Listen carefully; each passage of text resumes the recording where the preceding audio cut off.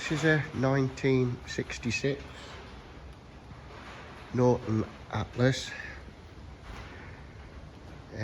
It's a non-running project. I've not tried to start it. It turns over with some good compression.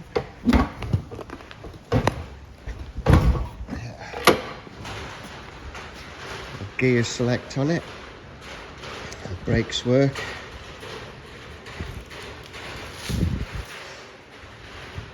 I haven't checked the clutch because no cable. Got clear engine number there.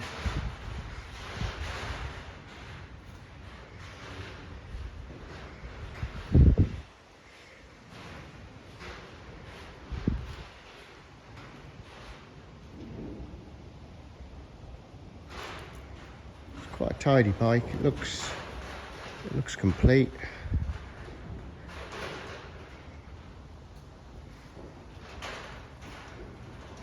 That's going on eBay if you're interested. Check it out.